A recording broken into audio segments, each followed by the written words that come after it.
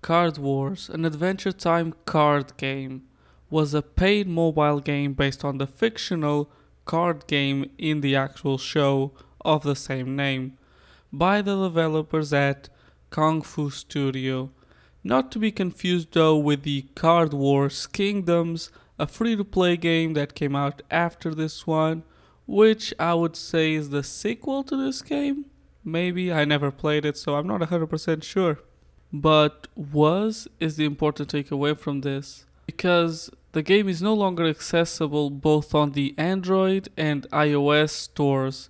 Back in early 2020, the game shut down completely, no longer being able to even be downloaded. And this has also happened to its quote unquote sequel Kingdoms, so even that is out of the table. Now, while I can't say for sure why the game was pulled down, there are two main reasons that I think probably led to this. The first one being the game just not being fully compatible with modern Android and iOS versions. I personally could not get it to run on my phone and I had to use an emulator, and the developers and probably Cartoon Network didn't find it worth it to update the game to keep going for the second main reason I theorized, that is, of course, money. By the time this game got shut down, Adventure Time, the main series, had already been over for 2 years, and even longer since there was any episode involving the Card Wars game, so it would make sense that interest in the game had probably dwindled by that point, and it probably just wasn't making enough money for them to once again care enough to update it and even just keep it up. Which leads us to the why and how I ended up playing this game. Well, for starters, I already mentioned using an emulator. I used BlueStacks because that's the Android emulator I'm familiar with, but I think you can use whatever emulator you are most comfortable with. I also used a modded APK instead of using the official one because, well, even though this was a paid game, it still had a lot of microtransactions and pretty annoying life system, and given I wanted to be able to beat this game within a reasonable time to make this review, I just went with a modded version with infinite health and currency. And I'll talk about how that affected the experience more in the gameplay bit.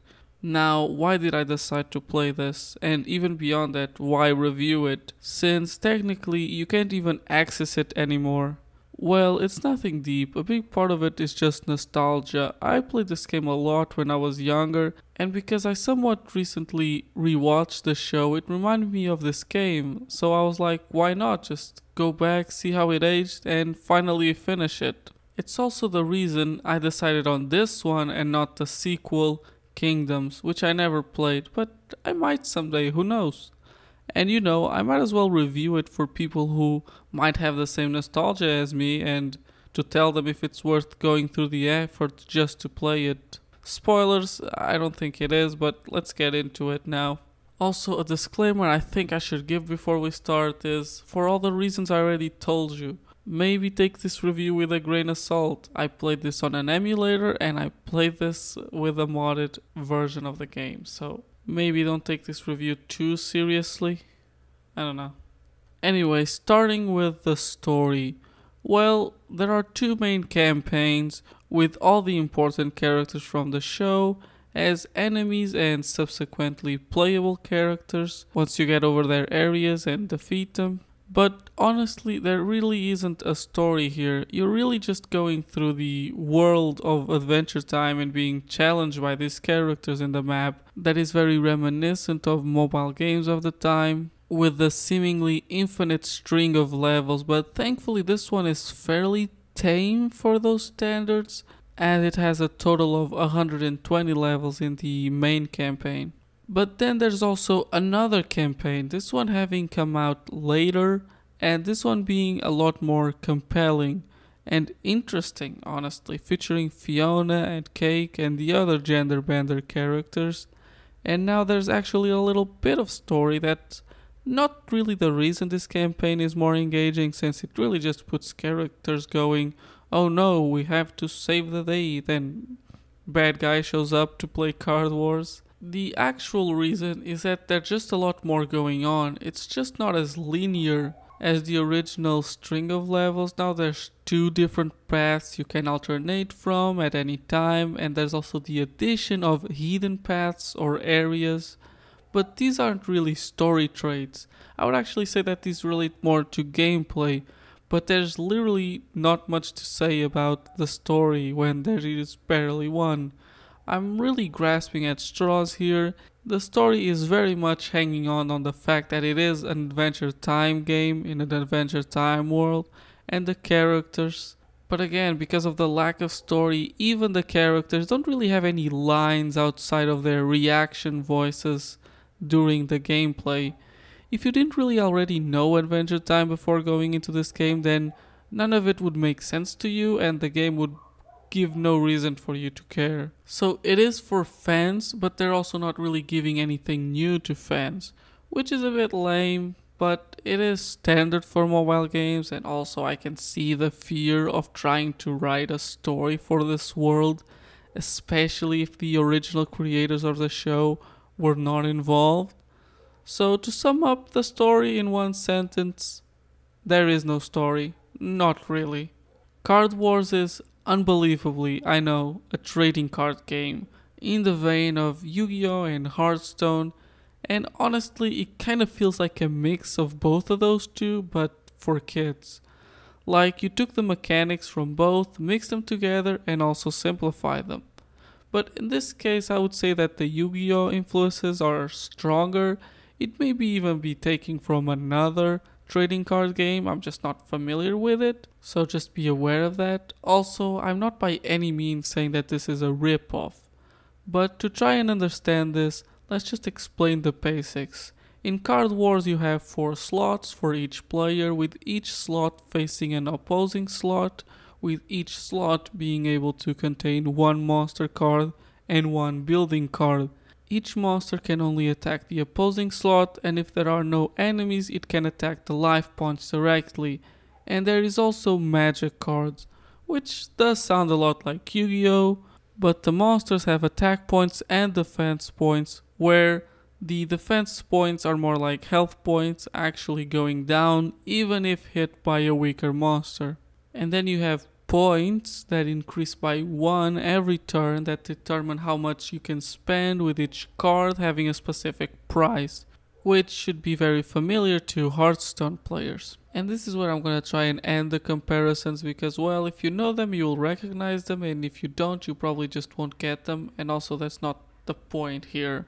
But before that I want to explain why this melding of mechanics kinda makes the game a bit too slow, and this slowness being one of the most annoying things about the game. Because for example in Hearthstone enemies have diminishing health, but you can almost always, with some major exceptions that also work into the strategy of the game, you can always attack the enemy's life points directly. And in Yu-Gi-Oh! While you need to clear off all the opponent's monsters before directly attacking, which you would think it would take longer, again with some exceptions. But it's still a lot faster, because it's a lot faster just to get rid of monsters in general, since the game is balanced around monsters either being alive or dead after any battle. But here, Card Wars, it feels designed around stagnation. You can only attack the opponent's life points when the slot directly in front of it is open, with some exceptions, but in this case exceptions is like a couple of cards with special abilities specific to this, opposed to Yu-Gi-Oh's insane number of cards, or Hearthstone's armored cards just being something that's very integral to the game.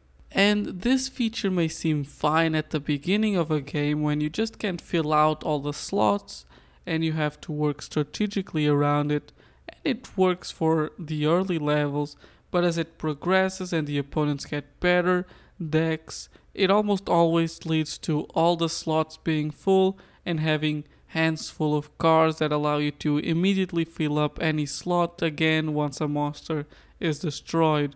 This made worse by the fact your deck never ends, it just comes back in rotation, so it can theoretically go on forever, but usually it doesn't. It's almost like the AI is programmed to just give up at some point and let you create an opening. This is made worse by the RNG of the spinning attack wheel at each battle. This is something that doesn't exist in the multiplayer and can be turned off in the single player. You can't play multiplayer, so it doesn't really matter there, but in single player I would recommend you turn this off once you have a good deck. Especially because it becomes more and more random as you progress through the levels. Let me try and explain this in more detail. The wheel turns between 3 different stages of 3 different sizes, depending on if either you're defending or attacking. Also important to mention that this only exists for the player and the AI does not participate in it. But continuing, in an attack it spins between a hit. This is the largest one and you can probably guess what it does, followed by a critical hit being the smallest one and doing double damage, and then a slightly bigger one right after the critical hit being fail. Once again, I'll let you guess what that does. Then for the defense, the biggest one is the fail, followed by a small block and an even smaller counter attack, which not only blocks the attack, but as the name says, it also attacks back. Now, in the early levels where the wheel spins relatively slowly, you can pretty much abuse it to make yourself very overpowered, and you kinda need it, as it can be hard to make a good deck from the first cards you're given, but later on, it just feels wrong. Yeah, you can use it to really turn around the game, especially if you hit that stalemate level of play, but it can also even lead to more stalemates, with the big possibility of you not hitting attacks, but maybe hitting defense. There's also just a big chance that it's bad for you and it's gonna make you weaker during the game. It simply feels like adding more randomness and removing strategy in a type of game that usually is all about trying to remove as much randomness as possible, where randomness is inevitable. Which leads me to talk about the deck building, which also somewhat rounds off the gameplay bit, hopefully. I'll start by saying that I'm no deck building master. I used to be okay back in the day when I was literally an elementary school kid playing against other elementary school kids, and if I can toot my own horn here, my record was good enough that I think it would make Muhammad Ali jealous. But also, the kids I was playing against immediately dumped Yu-Gi-Oh! For the rip-off Duel Masters when that became popular, so I think their heart was not in the cards. Anyways, I'm rambling. The deck building in Card Wars is actually the most unique feature of it, having 6 main factions: Corn, Plains, Swamp, Nice Lands, Sandy Lands, and Rainbow, which is a special one that monsters can be of, and you want to build your deck around either going with a single one of these or mix and matching. But the thing is, you have to have your slots match your monsters. What that means is, for example, corn monsters can only go in corn fields, except for the rainbow one, which I mentioned was the special one because it can be in any terrain. This is also true for any building or spell cards, which are all technically rainbow type. It is a bit odd that there aren't factions as well. I guess it works with the simplicity of the game. Cards' abilities hardly ever wander off the same effects of either add attack or health to a card or remove it from an opponent's card. By the way, the effects on monsters in this game are called flops. Just a little important piece of the game I think you should know. Magic cards are really the biggest variations in types, but also because of it there is a specific type of spell card that are a lot more useful and powerful than all the rest. But more on that in a bit.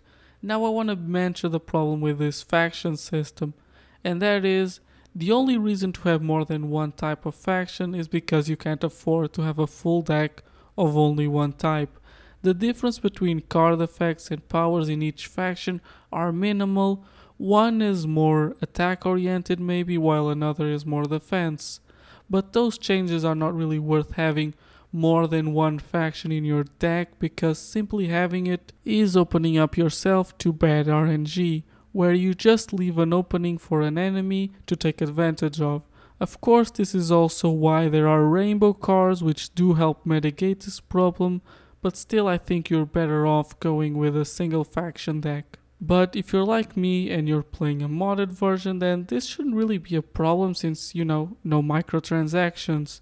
Speaking of building a good deck then, remember when I said the game stagnates if they go for far too long? Well, that's what most of your deck building is gonna be about, in my opinion. Trying to get the most amount of high level monsters as early as possible in the board before your enemy can counter it. I found it to be the most reliable strategy, and it will help you make the game faster, which is a big plus in my opinion.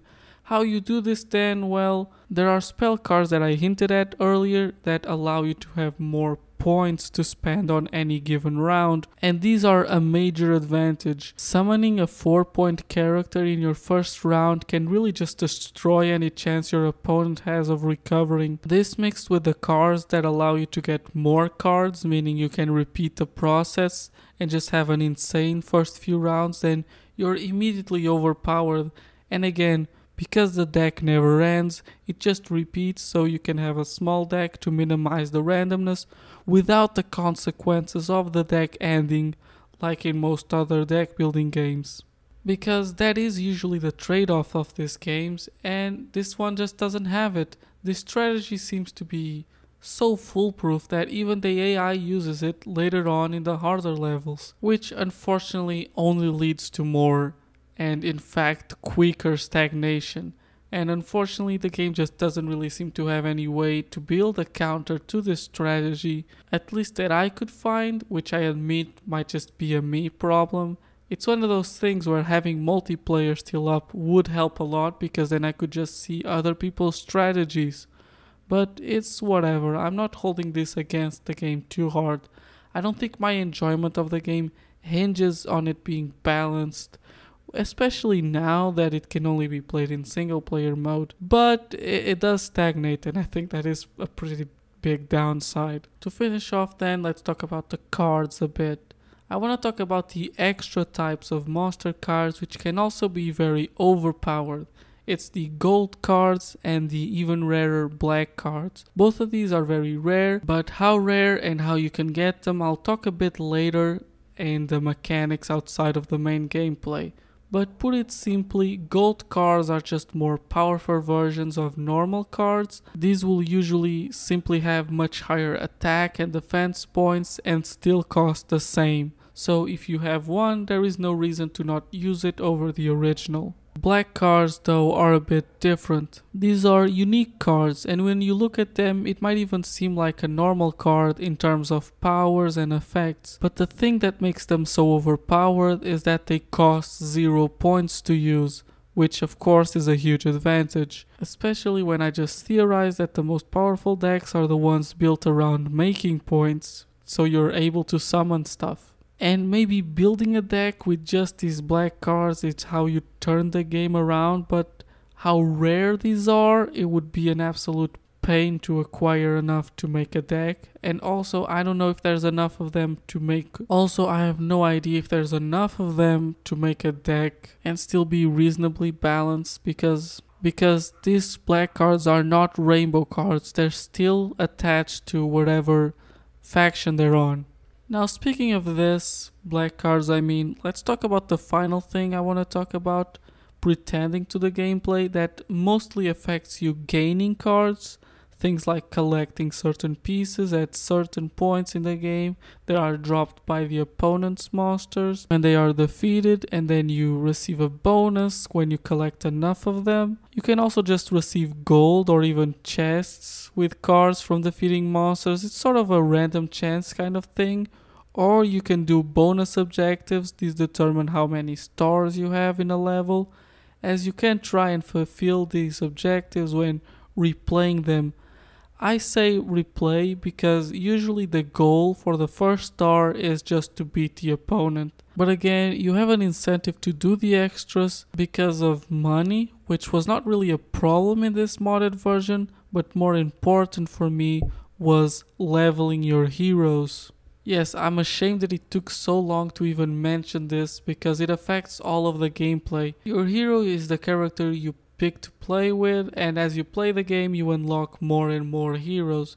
These are, of course, characters of Adventure Time, and the incentive to play with different ones is their different abilities that unlock after a certain amount of turns. Like, for example, Finn allows you to give yourself 2 extra spending points, or Princess Bubblegum, which allows you to give your monsters +4 attack.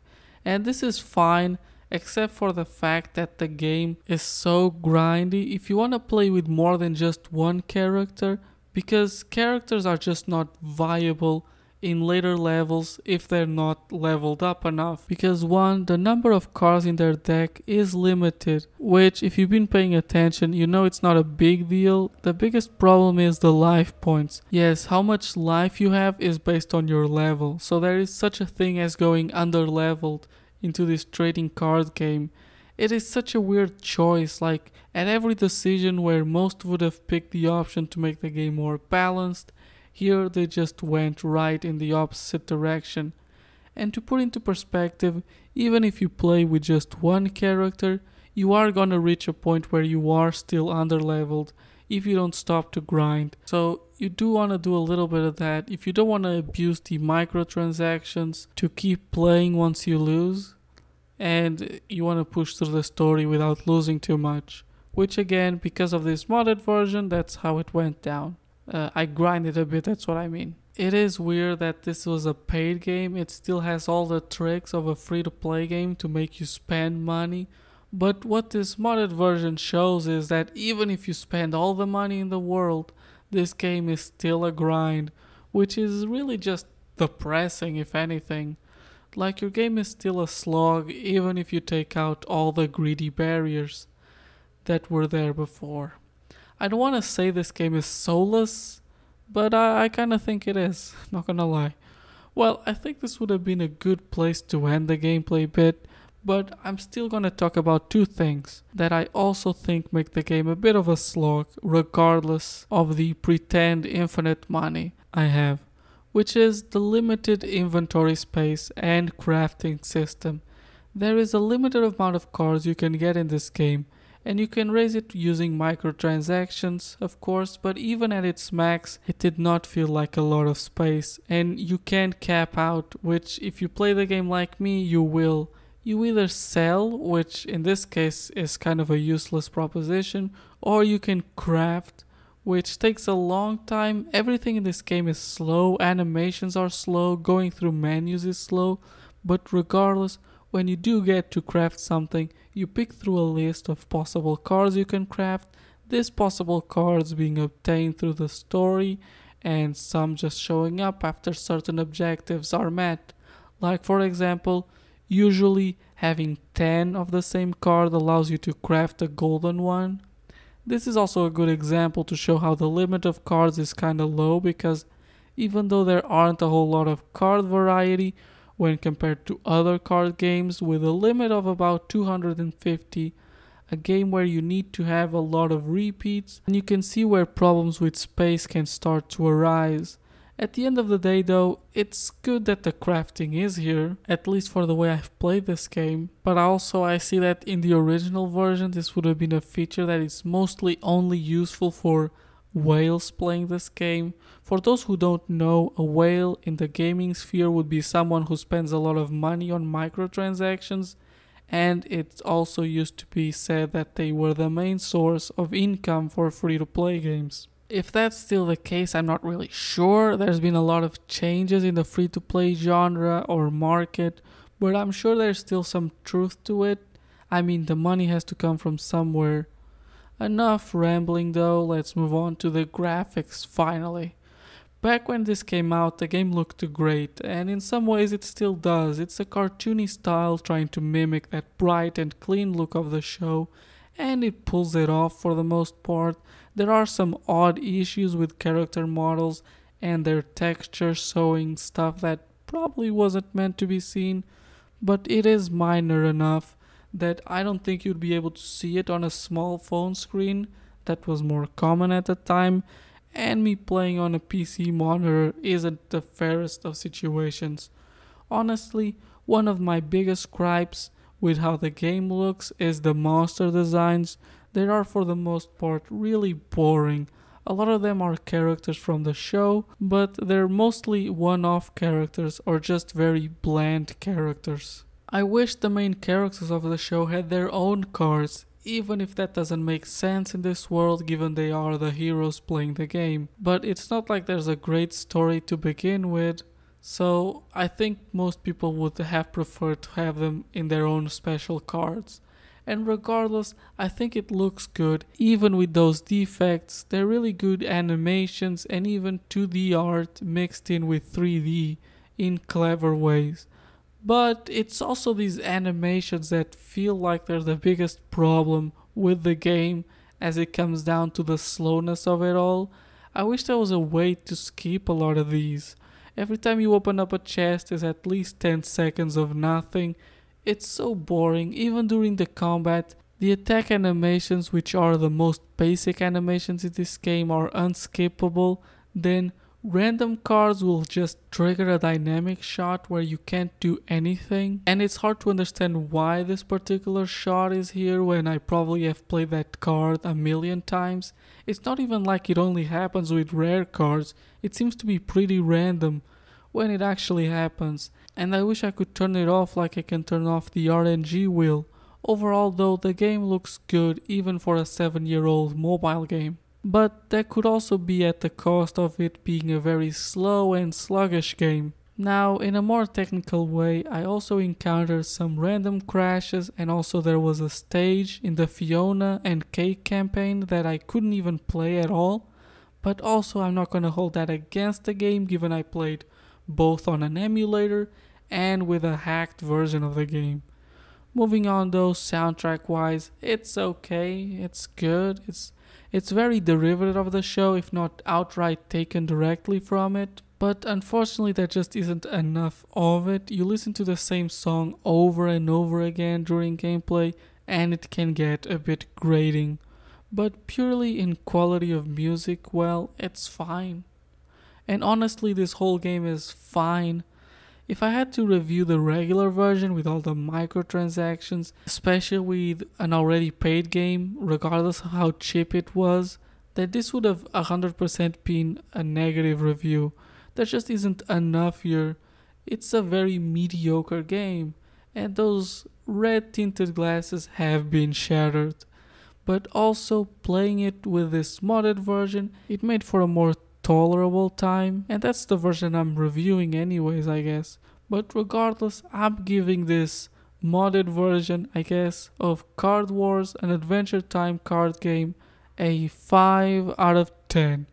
I said what I had to say. If anything, I want to say sorry for rambling so much in this particular review because of the circumstances this game exists in. It is easy to get off topic. In terms of recommendations though, well, play it, I guess, if you like Adventure Time like me and you're curious to see how they adapted the fictional game of the show into real life. You can't buy it or download it anymore, so to play it you either need a compatible phone, there is a chance it will run, or you can also just take the safe option and use an emulator. And you have to get the game, of course, from an external source, which I know a lot of people are not very comfortable with, but if you want to play the game, that's how you have to do it. That being said, I don't think I can legally tell you how and where to get it. But well, Google is your friend, and even this modded version I played, and I would recommend you play as well, was not hard to find. Regardless then, I hope that this video helped you decide if you wanted to play this game or not. And regardless of that, I hope you enjoyed watching. And if so, please consider subscribing, liking, and commenting. All things you can do for free here on YouTube, and regardless of that, I hope you're having a good day, and goodbye.